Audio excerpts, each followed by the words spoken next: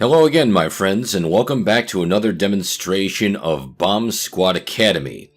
In our last episode, we had fun with feedback loops, and now we're moving on to flip-flops.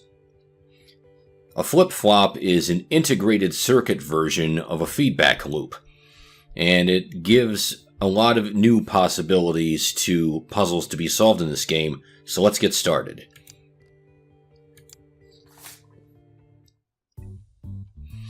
This is a flip-flop. It is an integrated version of the circuit you were just playing with. While powered, you can control the output by sending current to either input. Give it a try, press the push buttons.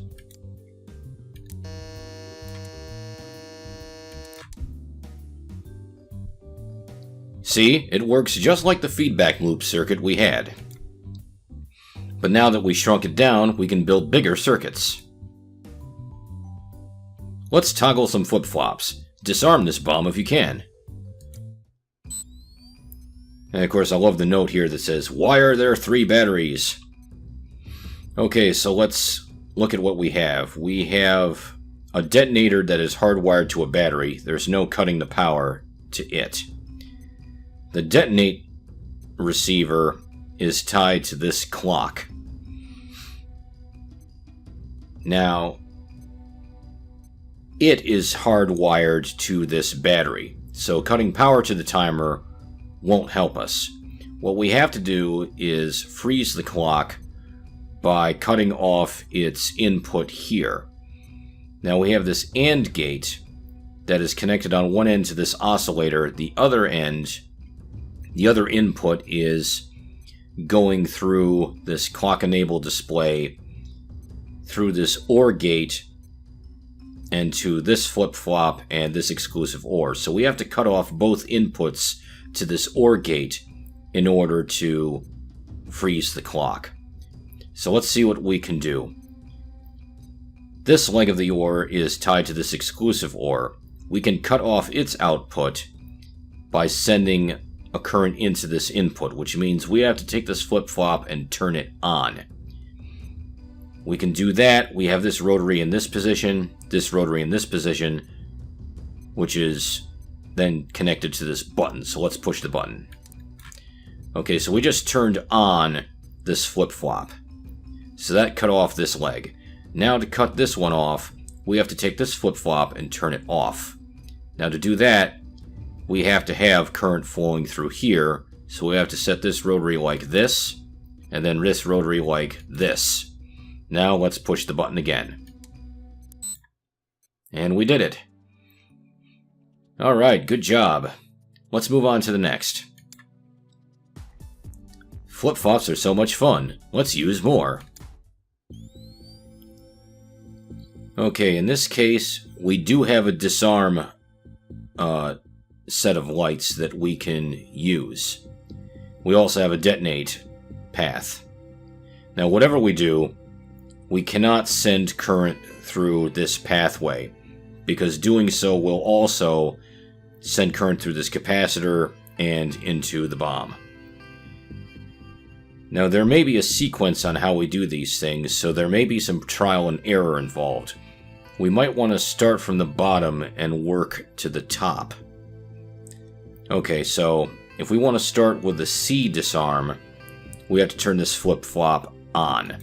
So we've done that. This goes through here, so we have to set this flip-flop here. And if we follow this back to this point, so if we push the button here, we should be able to turn on the C disarm. Okay, and because it's a flip-flop, it's a form of feedback loop, it's continuously sending signal. Okay, we're in good shape there. Now we have to turn on this flip-flop so that it will fully satisfy this AND gate and turn on the B disarm. And we can do that by turning this rotary and pushing the button again. Okay, that's 2 down, 1 to go.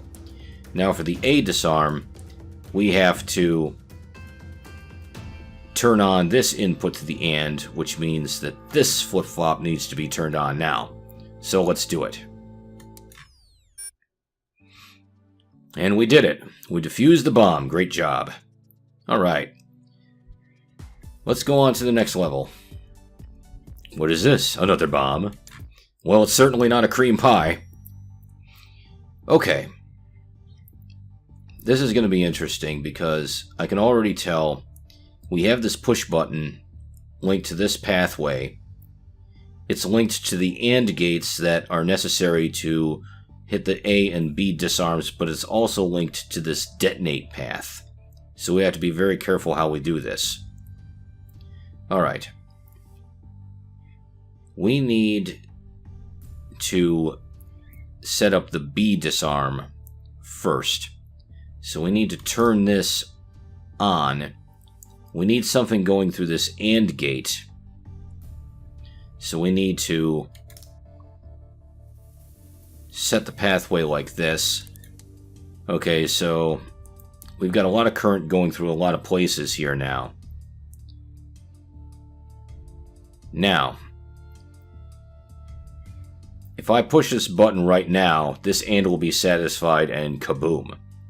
So what we need to do is I need to turn this flip-flop off for the moment. So I can just push this button and that's good. We still have current flowing through here,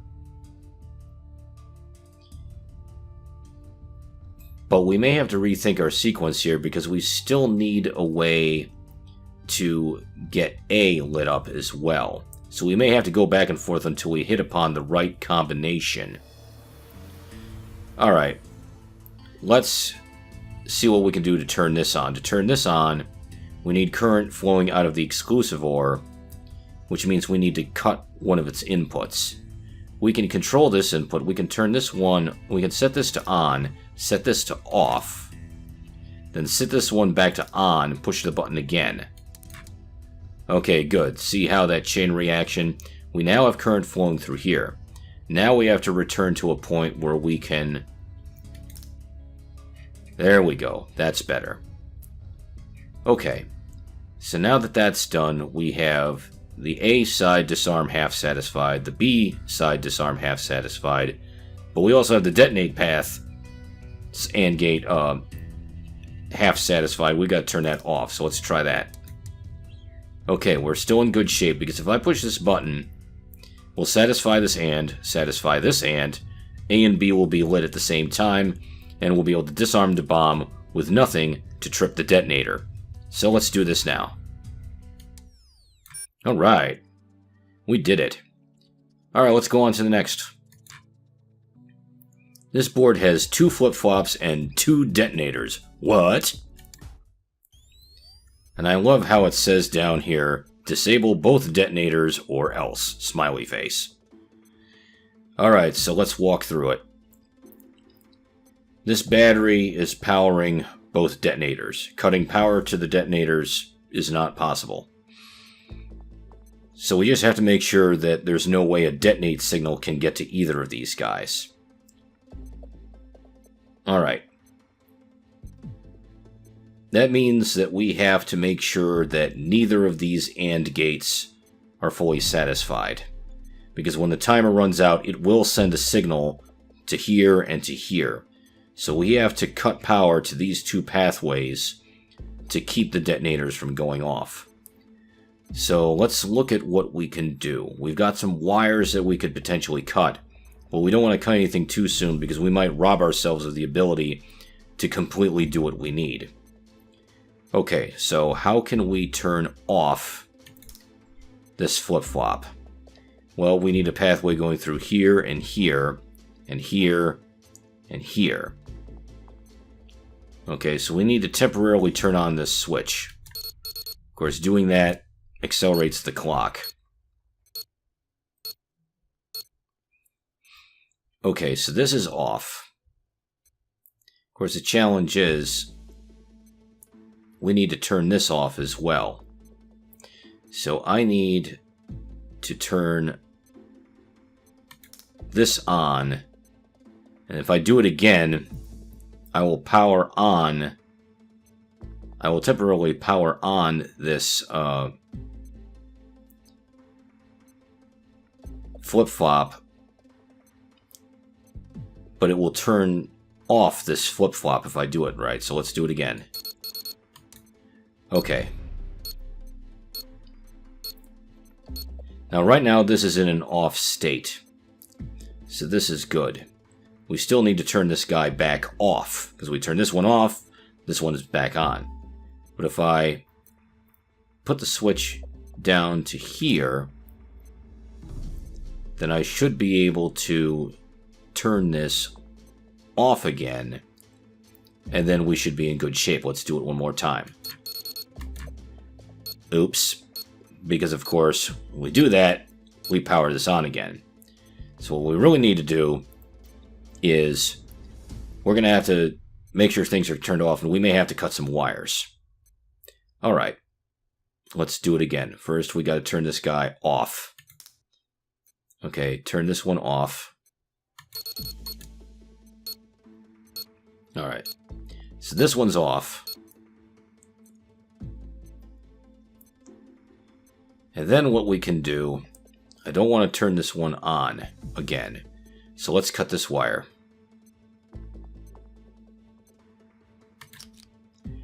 Now let's set the rotary down here and turn this switch one more time. Okay. Now if you notice, in this state, neither of these are receiving power, which means that when this timer goes down to 0, it will still send signal to these two AND gates, but the AND gates will only be half satisfied, which means nothing will get through to the detonator.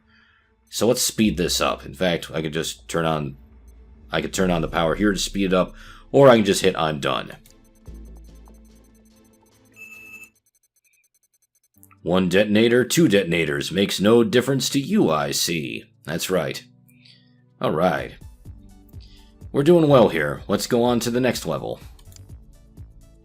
Defuse the Bomb. I love this. Creative Commons by SA, the Academy. I love it. Alright. Power that we cannot turn off. We have a disarm and we have a detonator. Alright. And we have a switch, a sliding switch here. So we're going to have to do this very carefully. Now, I can put this rotary up into this position. We just turn this flip-flop on. Which means as long as it's receiving power, it'll still send signal no matter what. We do need signal going through the on here. So I've got to put this switch down here. And then do the rotary like so. Okay, so we have this AND gate fully satisfied. There's one more thing that we have to do. We have to satisfy this input so that we can send a disarm. But we have to do it in a way that does not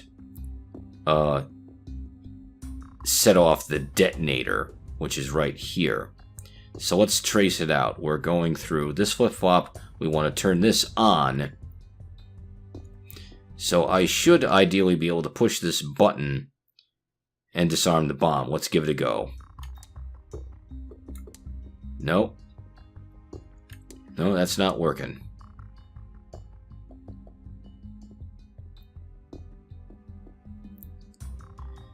Okay. Probably because it's continuously receiving current here. So what I've got to do is set this rotary back like so. Let's try it again one more time. That's better.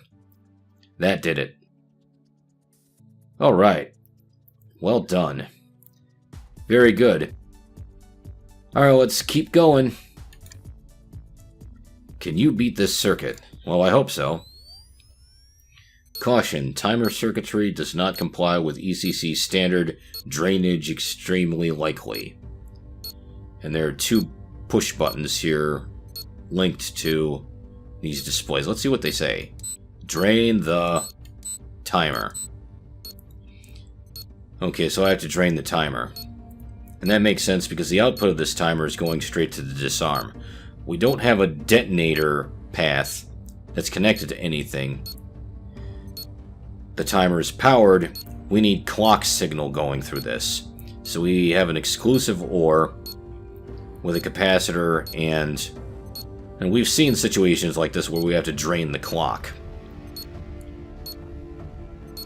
But before we can do any of that, we have to turn this guy on. So I had to do this just right. Okay. Okay, good. So I have to push the button at the right time so that I can charge the capacitor and then discharge it. So I'll just keep doing this.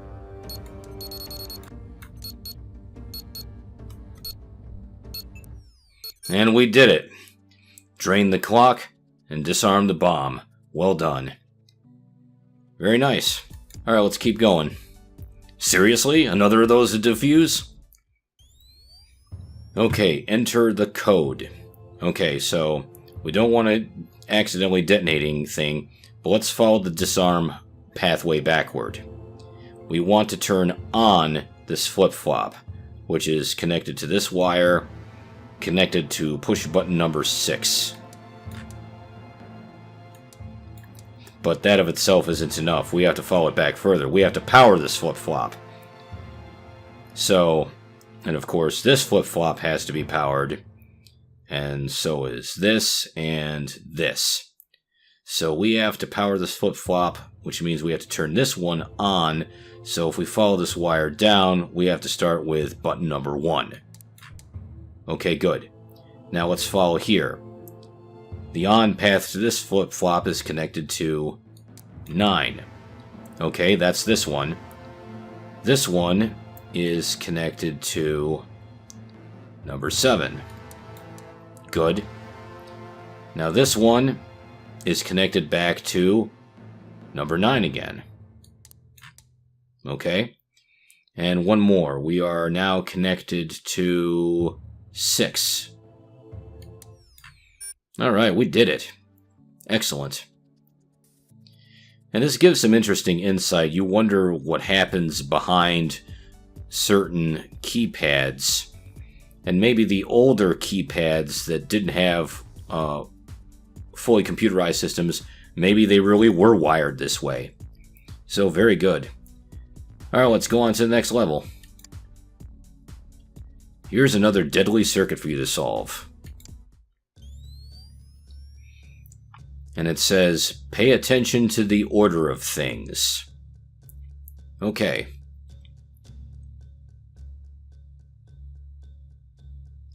Alright. Let's see what we've got. As a minimum, we do not want to detonate anything. Which means if we... I'm guessing that this pathway goes through here. We don't want anything to go through this exclusive ore. Which means we either need current going through both of these guys or neither of these guys. Alright. Now, if I turn on switch number 4, I may be able to simultaneously pass current through here and here, which will turn on both of these flip-flops, triggering the B and C disarms. Let's try that. Well, that would work, except that these guys need to be powered. If I power this one, I'll power this one. So now I have to ask, how do I power this one? We have to satisfy this AND gate, which means we need current going through here. So we need to flip switch number 2. Okay. Well, we succeeded in turning on the A disarm. Now, what can we do? We need the B disarm on, which means I need to turn on...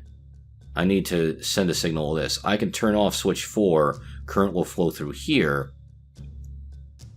and trigger B. Oh no, that didn't do it. That set off a chain reaction and turned them both off. Alright, let's try it again. Alright, what if I turn this one off? Wow, that was easier than I thought. By doing it the right way, I was able to trigger all 3 disarms. Well, that's great. Okay, let's go on to the next level.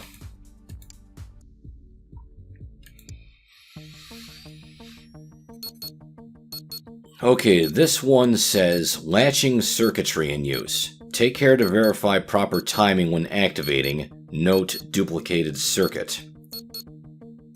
So we have these two duplicate circuits, and they're sending a signal slightly out of sync with each other. If I push this button at just the right time, I may be able to disarm the bomb. If I do it at the wrong time, then the bomb will detonate. So if I time it such that these pathways are lit at the exact same time, I may be able to disarm the bomb. So let's try that now. Now.